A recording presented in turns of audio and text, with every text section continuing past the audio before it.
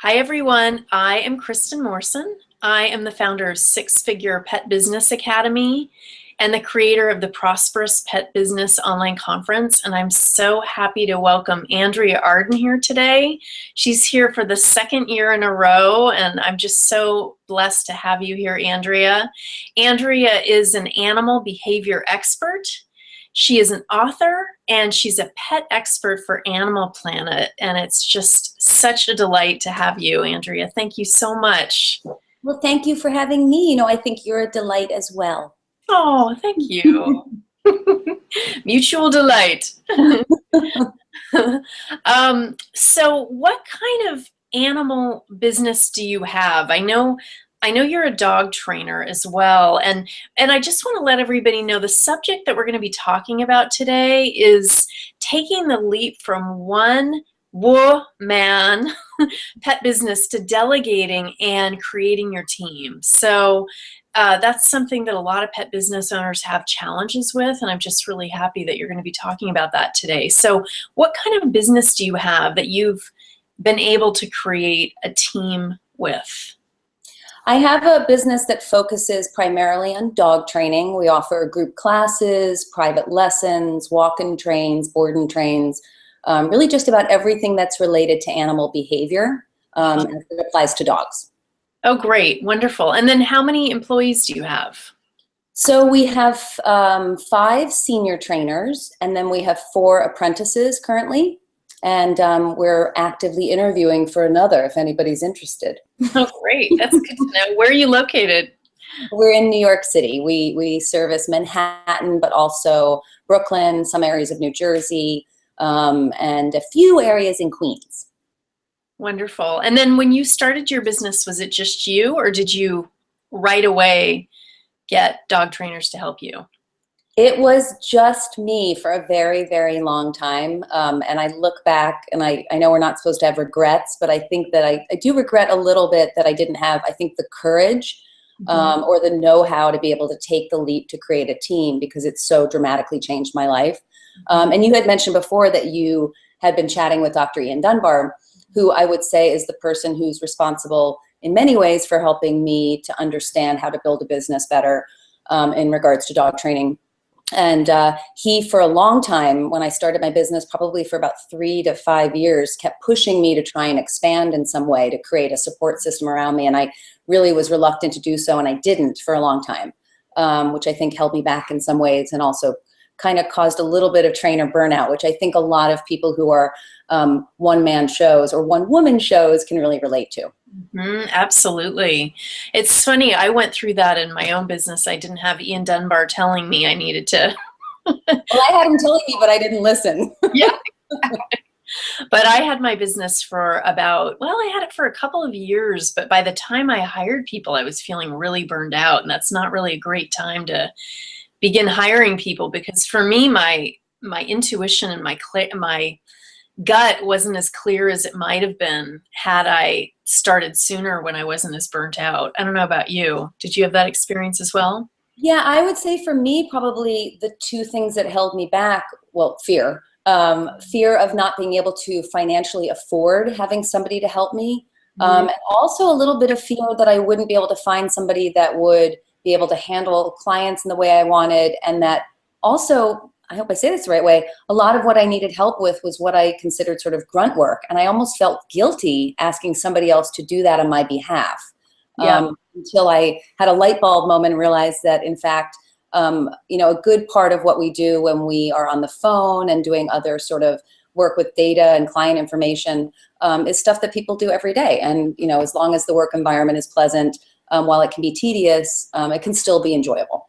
And did you hire people to do the grunt work in addition to the dog training work, or did you first hire grunt people? Not grunt people, that's wrong. But people to do the grunt work and then dog trainers. Well, what I started doing was I had people come on as assistants or apprentices, and that was great. And that was very helpful, and it helped me to expand my business to be able to accommodate more clients and increase revenue. But what I was finding was that even though I had those apprentices joining the team who eventually became trainers, I still had the very serious problem of not really having the time or the energy to pay attention to phone calls and emails as well as I could have. And so my next big leap, which was really a bigger leap for me actually than having trainers under me that I was teaching to become full-fledged professional trainers, was finding somebody to do the phone. That was Yeah. a tough one. Yeah. It's a big deal getting somebody to be your welcome mat, essentially, right? They're the direct link to the clients, and they're you essentially, right? Yes, It's and you. I think for pet businesses, in some ways, it's different finding a person to be the first point of contact for potential clients than with some other businesses, because I think when people call, they make the assumption that they're going to right away get a trainer on the phone. Uh-huh. Unlike when they call a vet's office, you don't assume that your vet is going to pick up the phone. True. So it took a little time to really train somebody up, and she ended up doing a great job for me for about 3 years or so, to be able to have conversations with people where she could relay information that I thought was important in regards to our approach to training and what we had to offer, but not be a person that would be giving them advice on the phone in that initial phone call. Uh-huh. And going back to the fear piece, because I know I had a lot of that, and I talk to tons of pet business owners who have that. They are in business themselves, and then they realize, wow, I really need some people to help me. And there's so much fear that comes up. And how did you move beyond that? Well, I would say that it was a practical thing. Well, first of all, it came down to the fact that I had to. I just got to the point where every time I would go into a vet's office or a pet store to hand out my brochures, literally almost every time somebody would say something to me along the lines of, we've been handing out your cards, but we keep hearing back from people that nobody gets back to them. Mm. And I think I started to develop a reputation for that. And it wasn't because we were not respecting the fact that we appreciated these potential clients. It was really just a matter of time. You know, we would be teaching private lessons throughout the day, group classes at night, and be sort of juggling, trying to squeeze in returning phone calls in between all of that stuff. But I think the other thing was that I really felt that it was sort of a do or die situation. You know, I was either going to expand and change my quality of life and also the quality of the service that I was giving to clients, or, you know, my business was going to keep developing this reputation. One of the practical things that I did was that I found somebody who had a dog walking business who also was in the same position and didn't feel that she could afford to have a full-time person answering her phone and doing emails. So we actually shared somebody. And I think that that's a good potential option for people to consider. So we were able to give her a full-time job without each of us having to support her fully. God, that's perfect. Yeah, I would say to those of you who are watching who really need somebody like that, an office person, somebody to answer the phone, return calls, to begin to connect with your network and see who in your network also needs that. And I would imagine there are quite a number of people that could use that, and together being able to hire somebody, it's just such a great idea. I think Yeah. it's great. I would give people another sort of practical tip, which is that, well, two. One is that Ian Dunbar had suggested that when I get a phone person, that I give them an egg timer, and that they're only allowed to be on the phone with a client for 2 minutes, which actually has not worked out for us. We end up spending quite a bit of time on the phone with the clients, the person who does my phones now. Partly because she really cares, partly because I think when people are searching for somebody to provide care and training for their animals, they really want to spend some time with you to feel that you're trustworthy, regardless of how good your reputation is. But I lost my train of thought. Oh, we were talking about them spending time on the phone. Yes, yeah. So the other thing is that I think that people need to make a really concerted effort that they find somebody who really is comfortable being on the phone and not assuming that that position is going to necessarily lead them to, like in my case, being a dog trainer. Uh-huh. So it doesn't mean it can't happen, but I had the experience for a brief bit of time where we did have somebody helping us, and I think she ended up starting to feel maybe a little bit maybe resentful that, you know, she was the point of contact, but she wasn't moving forward in what her ultimate real career goals were, which we didn't know when we had hired her. Yep. So I think that's important. Make sure, that if you're looking for somebody who will move on to do other things in your business, that's one thing. But if you want somebody who truly that's their focus, then you need to make that clear from the get-go. That's such a great tip. Yeah, I had a woman who was helping manage my business, and she was fantastic at it, actually. However, she didn't like the job. I mean, she was really good at just running the pet sitting company that I had and doing all the logistical pieces, but the customer service aspect was something that she didn't like, which is really important, right? When somebody's on the phone Yeah, it's super important. And also, being on the phone, it can be, there's been a lot of talk recently in the animal care world about burnout, about people suffering from emotional distress, because it is a profession where we are expected, rightly so, to provide not only training and advice, but also emotional support to our clients who are sometimes going through very stressful situations. And the person who answers the phone, I think sometimes, bears a bit of the brunt of that because they're answering multiple calls a day from some people who are feeling very frustrated, very scared, very worried and upset, and sometimes even angry. Yeah. They're not angry at you necessarily, but they might take it out on you a little bit. So it can be a challenging position. And to be fair to that person, I think you need to set up a work environment where, they are supported by the rest of the staff and they get plenty of breaks, and it's not something where they feel like they're just sort of chained to their desk. Yeah, that's beautiful. And, with this particular person who really wasn't a right fit, she actually told me after a while she wasn't the right fit, but she was so good at it, except for the customer service, that it was like I was trying to fit that square peg in the round hole. Yeah. And we have to listen to our staff. If they're saying they're not happy, if they're saying they really don't enjoy a particular position, I think it's really important to honor that and to have them be able to move on. Absolutely. Yeah. Yeah.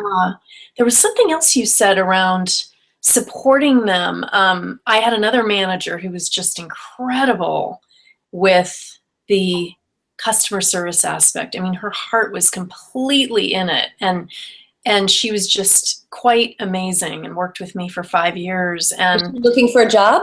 oh gosh, maybe if it was remote, she might be. She lives in California.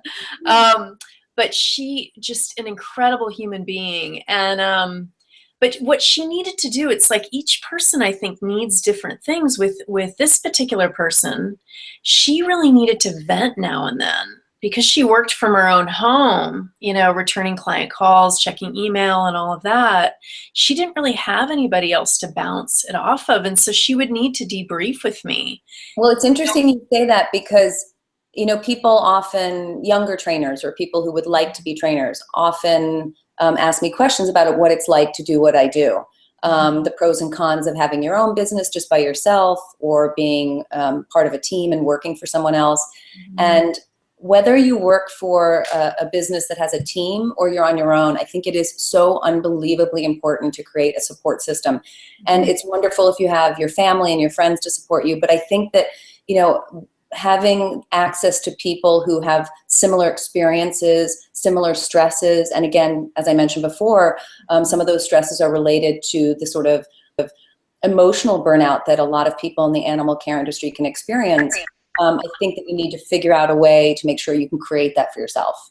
Absolutely. Yeah. So what this person did is she would just need once a week 20 minutes of my time to just blah blah blah blah. This client was challenging, blah blah blah. Only 20 minutes? I know. And it was absolutely fine. She would email me sometimes and debrief that way and vent. But she really needed that. And then once she did that, she was good.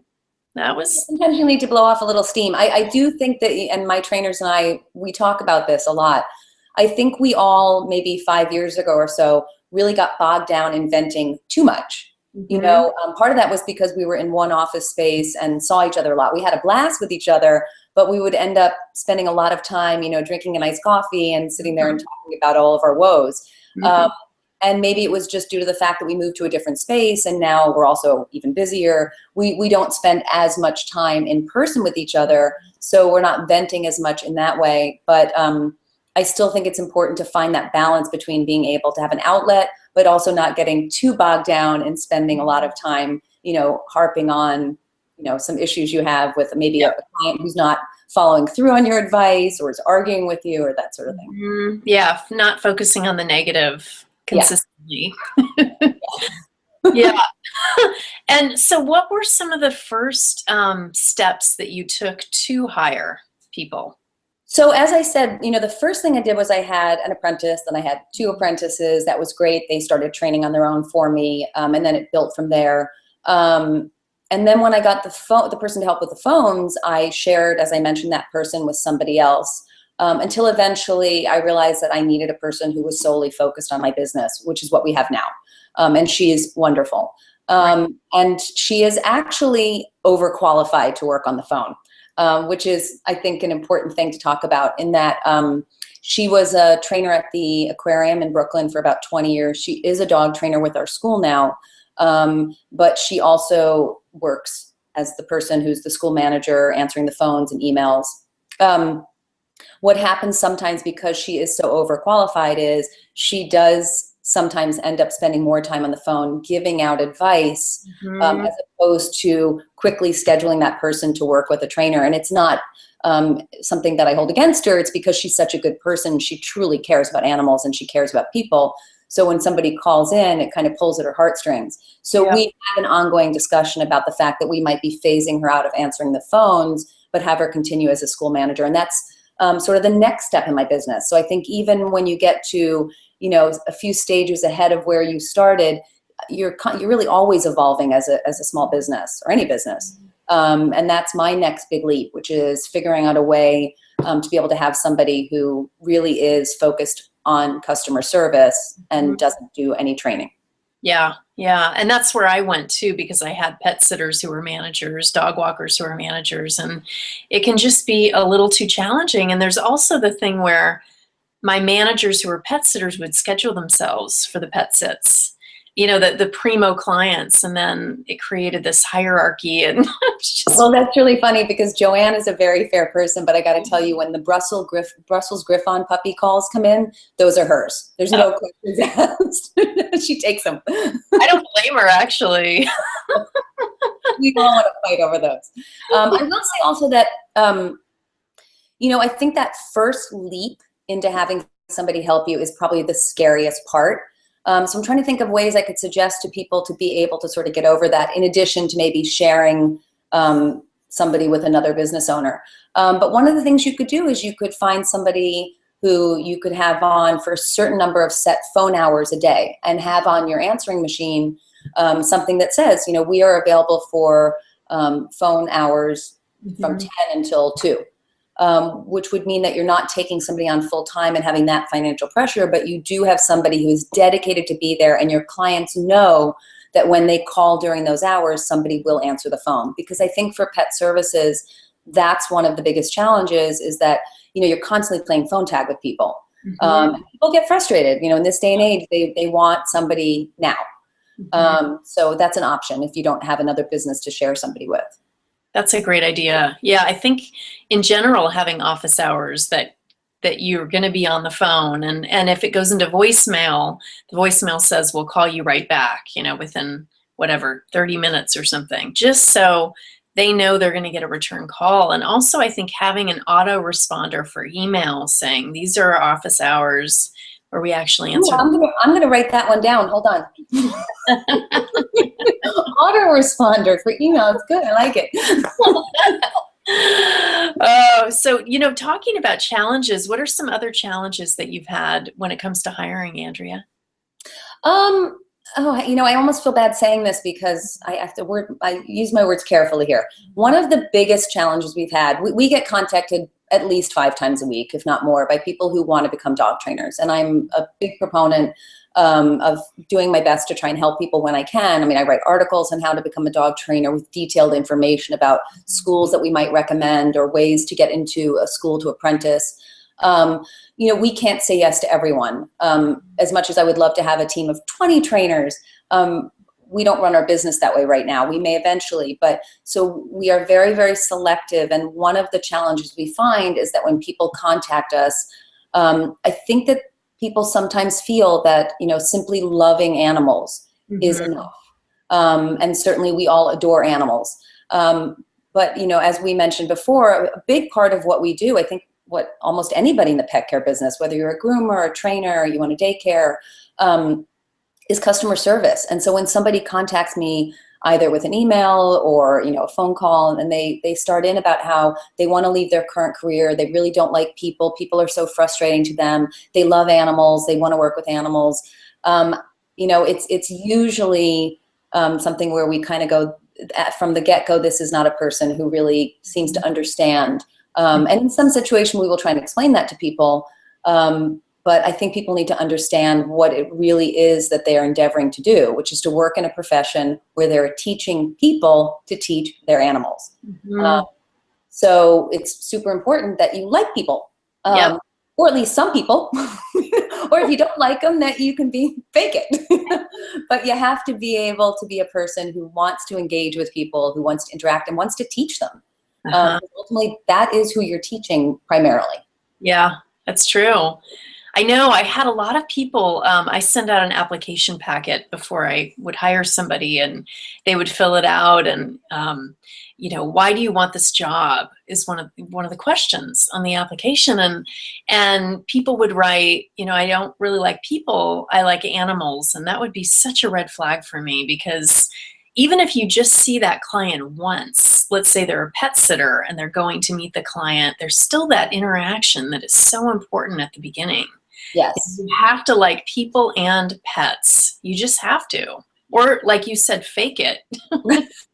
Well, another thing that concerns me, and this is advice for anybody who is applying for a position at a dog training school, is when people right away say, if you ask them what their goals are, they say their goal is to work with shelter dogs, which as somebody who does a lot of work with shelter animals, I'm a huge fan. I'm involved on a volunteer basis with a bunch of organizations. However, when you're contacting a business owner and you're looking for them to train you up to be a professional in a field, if your ultimate goal is to go and volunteer at an animal shelter as a trainer, you're asking a lot of a business owner to give an enormous amount of their time and energy, what we do with our apprentices anyway, for something that is not realistic in regards to a career. However, with that said, almost all of our trainers do in some form or fashion volunteer with rescue organizations. For example, our newest trainer, Christy, works with Best Friends, or I should say volunteers with Best Friends. And so, but I think people need to think carefully about what it is that their goal is and how that might be in sync with a business that they contact. It can't be all just about, these are my dreams, this is what I want to do, and I need you to help me make it happen. Right. Or even saying what you think the business owner might want to hear. Like, I'm imagining some people may write that because they think, oh, she'll think I have a big heart, or, something like that. Yeah, we see through that. Usually, we're pretty good at that. Yeah. I mean, I will say that the 4 apprentices we have right now are amazing. I mean, I feel so lucky. They're getting an amazing education from us. And I hope they feel lucky for that. But we really all feel incredibly lucky because, first of all, it's wonderful to be around people who are younger, who are really just so vivacious and so enthusiastic about getting into this profession, and really have they're really logical, lovely young women who understand that it's going to take work. I mean, each one of our apprentices so far has been apprenticing for at least a year, except for Angie, who just came on board about 3 months ago. So they put in a lot of time and a lot of effort in order to make this a career, which is important. And the reason I'm saying that is that I think sometimes people have an unrealistic expectation of what the timetable is going to be, the timeline. For getting into a career with animals. From my perspective, if you do it the right way, or one of the right ways, you are spending, again, a lot of time making sure that you have a good foundation of education and understanding about animal behavior in my field, animal care, if you're going to be a pet sitter or work or run daycare. But I think sometimes people, again, feel like because they love animals, they can just jump right in. Whereas there's a lot of nuances and things about taking care of animals and teaching animals that requires a lot of effort. in order to really learn and really understand fully and be able to then relay to pet parents. Exactly. And when you're looking at potential staff members, let's say trainers and phone people, managers, what are the qualities that you're looking for in either of those, for either of those positions? Well, certainly if somebody has experience with animals previously, that's wonderful. Whether it's that they volunteered at an animal shelter or they took their own dog to a training school. We have an apprentice right now who's just about to move into being a full-fledged trainer, who actually just finished her master's degree at Hunter. That's a lot of experience. She really has a good, solid understanding of animal behavior, but that's not typical. We have 2 trainers right now who used to work at an aquarium as trainers. They came to us with a lot of experience, but they also still apprenticed because it's 2 very different things, working with marine mammals and working with companion animals and their families. So we're looking for somebody who has at least some experience in some form or fashion, whether it be volunteering or otherwise. We're looking for somebody who has a good personality. And what does that mean? That means when they walk in the door for the meeting, or actually, let me take a step back. When they send us an email or they call us, they understand that as much as we're very relaxed, we work with animals, we wear jeans to work, it's still a business. And we want you to present yourself in a way that you respect us and you respect yourself and you respect the profession or the profession you hope to move into. So somebody who sends us a 1 or 2 line email saying, I'm interested in becoming an apprentice, tell me what you offer. We probably wouldn't even respond to that email because they didn't take the time, to really put thought into how they were reaching out to us. When they come in for an interview, we're looking for their comfort level. It's going to sound silly, but do they make eye contact? Do they smile? Are they friendly? Are they aware of the space? Do they have good manners in regards to where are we all going to sit? Those little things are little, but in what we do, they're important because it's not something you can necessarily teach easily. It's sort of at the foundation of who you are. And when we go into people's homes, it's important that you have good manners and good life skills. And then I would say the next thing we're looking for is somebody who understands, again, how much effort goes into becoming a professional in the pet industry.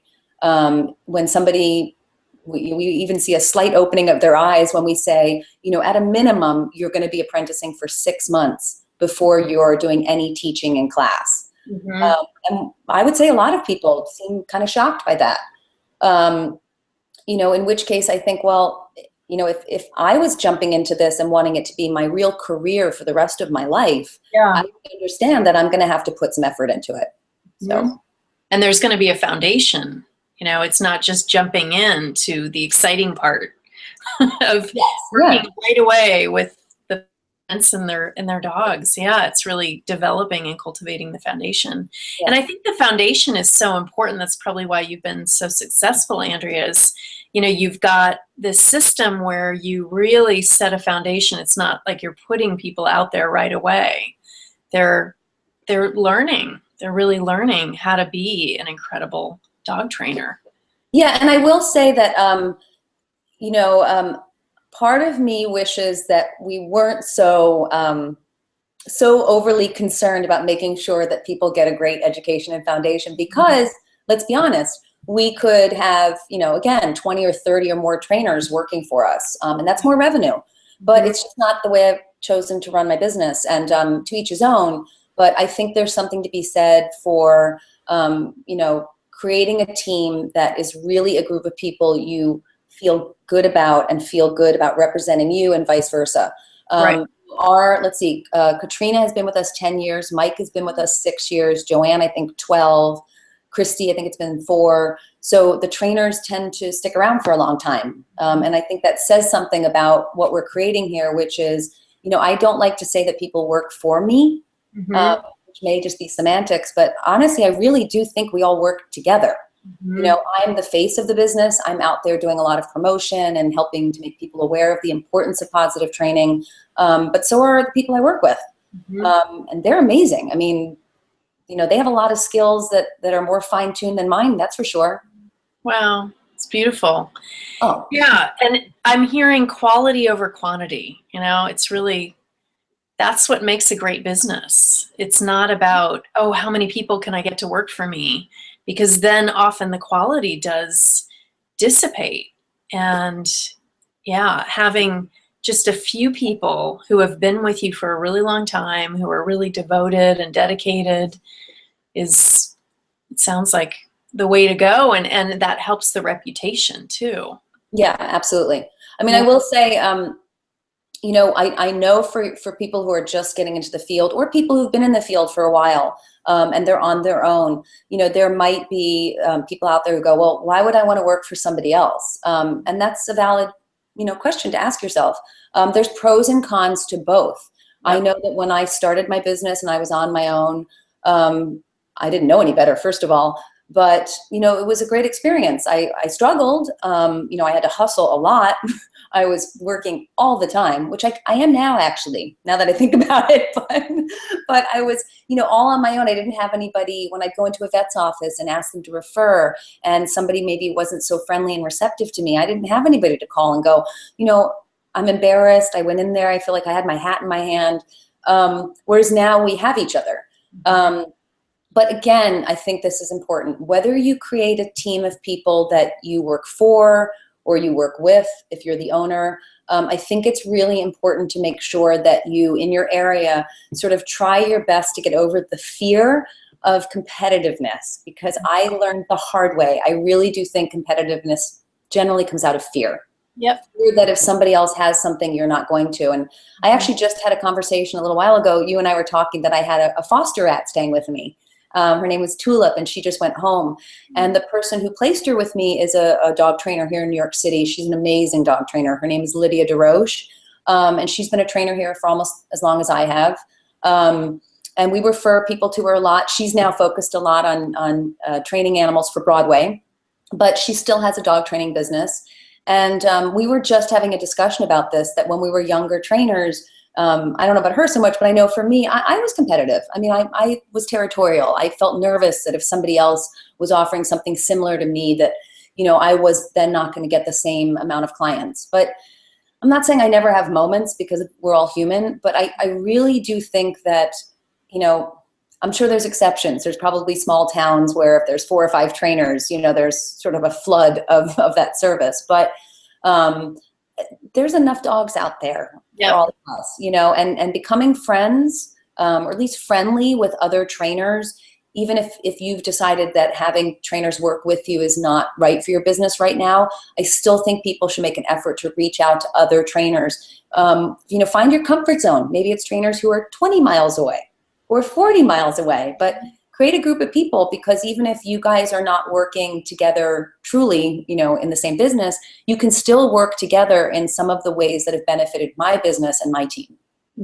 That's great. I know a lot of pet business owners get into this, and there's this competitive thing. I have talked to a lot of my coaching clients who say they'll put up flyers, you know, and somebody will take the flyer down and they think it's another pet business owner. And oh, it's so crazy.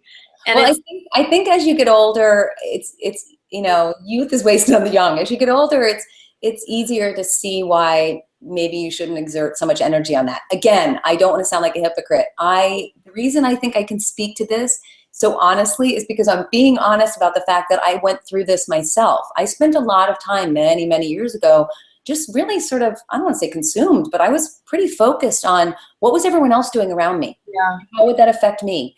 yeah. As opposed to saying, you know what, I only have so much energy, so I got to try and use it in a way that's really going to help me and the trainers I work with, as opposed to just sitting there and going like, what's the next person doing? Huh?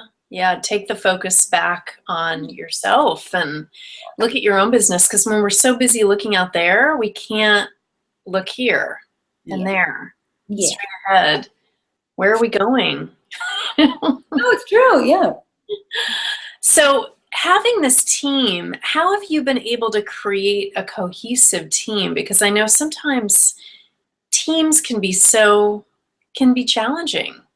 to Yeah, have? this is a hard one for me to answer because I truly, truly mean this. The people I work with are unbelievable, like on every level. They're all amazing trainers. They love animals. They're wonderful with animals. They're amazing with people. They're all funny and talented. And I mean, I can't go on enough. They really are amazing. I don't know how I lucked out so much. Um, you know, so I don't know if it was just luck, but so I don't want to sort of sound disingenuous and go like, you just have to make sure you find people you like, but really I like them all. Uh, Like, it's not that we're hanging out all the time, but for example, next week or the week after, I'm going to visit one of my trainers in Austin, Texas, because she's going on vacation there. oh, I drive out to New Jersey to hang out with Mike and his wife sometimes.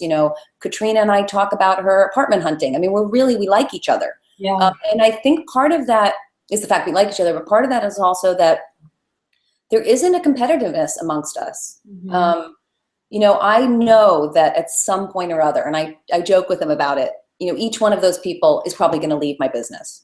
It's just the nature. It's not because they don't like me. It's not because they're not making, a great living or enjoying their careers. It's Mhm. just the nature of things. I have another trainer who worked with me many years ago named Denise Herman, who's in Brooklyn. And she went off and started her own business. She's amazing. She runs a great business. She's a great trainer. I was really sad to see her go, but I wasn't angry at her because she's super smart. And she, as one of her life goals, wanted to own her own dog training business. And now she does. And that might happen with people you work with. Mhm. And I won't resent them for it because I understand it if that's what works for them. But I try and create an environment where that's not so likely to happen on a regular basis. To be blunt, I pay my trainers well. They deserve it. This is not a business that's just clearly about making money. Mhm. I think most people in the pet business would say that that's not a top priority. It should be important. Mhm. We all need to survive and take care of ourselves. But I do believe in the idea of, rewarding people for what they bring to the table. And the trainers I work with deserve to be rewarded well. And I hate to say rewarded, but paid well. Huh? They do a great job. And without them, let's be honest, I wouldn't have the business I have. It would just be me again. Mhm. So I think that's important. I think people don't need, or I shouldn't say don't need, they shouldn't nickel and dime the people they work with. Mhm. I don't think it's worth it. I've heard of other businesses where it's, trainers have told me, oh, I only get this much. And I'm like, you know, what's going to happen, I think, if you do that is that those trainers are going to look at the situation and say, you know what, I've learned a lot and I'm going to go off on my own because this person doesn't really seem to respect the fact that I'm worthy of their respect. Mhm. And I'm also hearing that you have a great relationship with them, which also, when we create a great environment for our staff, the money is very important. People need it to live. They want to feel like they're being valued by what they're getting paid. And there's also the sense that I have about your company is people really know that you appreciate them. I do. I really do. I mean, really, truly, they are amazing people. I think, I make that clear to them by telling them that on a regular basis, oftentimes in a jokey way, but they know I mean it. It's just Yeah. my way. I pay them well. And I also really respect their time in the sense that, I know firsthand because it's what I do and what I've done for over 20 years that it can be stressful to have a career where you're running around a city on subways, going from one home to the next home and teaching classes and answering emails when you get home from clients you had yesterday. So I try my best to be fair about the fact that they have a lot of leeway in setting their own schedules. There's no pressure. There's no sales pressure. There's no pressure to do 5 lessons today and you only did this many, none at all. It's you make of this what you want. And in a way, what I've done is, I think, maybe you should ask them, I've created a situation where they're independent and they have a lot of control over their day and their nights, but they also, again, have that support of a team around them. So they get that sense that they're important, which they are, and that they have a lot of say in what they do, but they have the benefits of working for a business as well. That sounds great. Sounds like the best of both worlds, actually, for many people. You know, it's there was something else when you were talking. I was thinking about, oh, when I would hire people, I was really looking at, can they self-manage? Because I realized I didn't want to be a cop. I didn't want to I wanted them to be able to just step into it. Yes, I was happy to train them, and I really wanted them to be able to self-manage no matter what position they took. And because of that, it made my life a lot easier, and I ended up having these incredible people who would stay with me for years and years. Because, too, the autonomy aspect is very important, I think, and they've done studies around this where if workers have the ability to kind of control what they do, what they are and aren't able to do, they often are happier. They're Well, able. haven't they done, maybe this is the study you're referring to, studies on people who are allowed to work at home some or part of the time, and that, people might assume that they would just sort of, slack off and not do stuff, but in fact, they are as, if not more productive than when they're in an office and being forced to sit at a spot and maybe then get distracted by the person in the next cubicle or what have you. I think that's sort of what you're saying. And you make a really good point.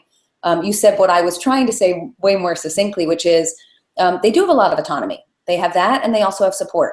So they get to have the best of both worlds. And they are self-starters. They're people who, they really get it that if they want to make their career happen, we're there to help them.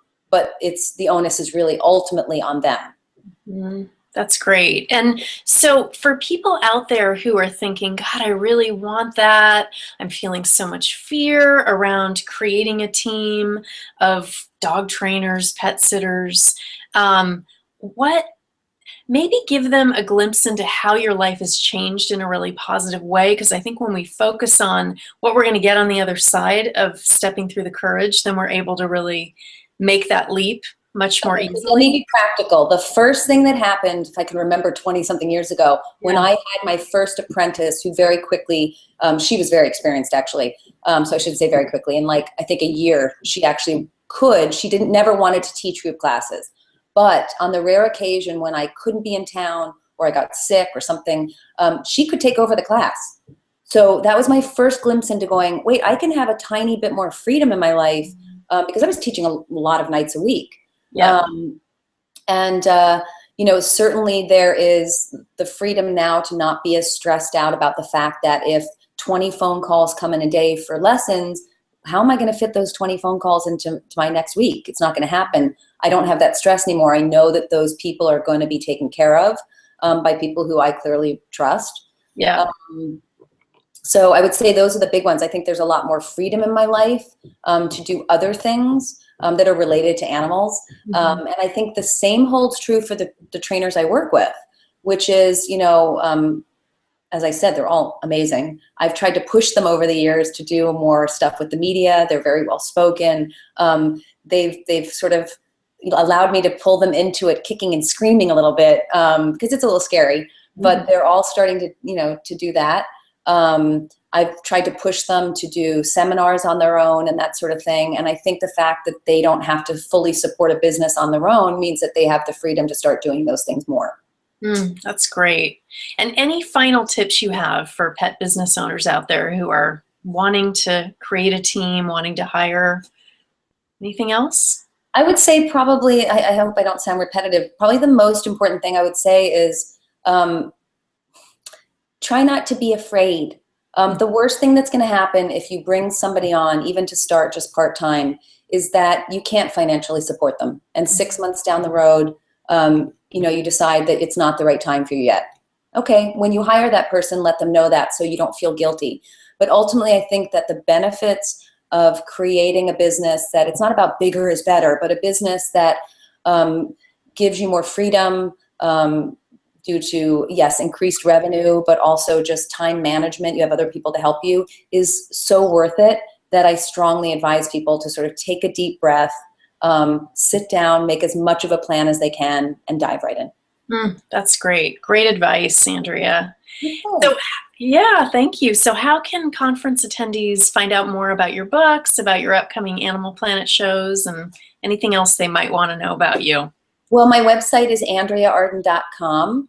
I'm also on just about every other social media platform there is.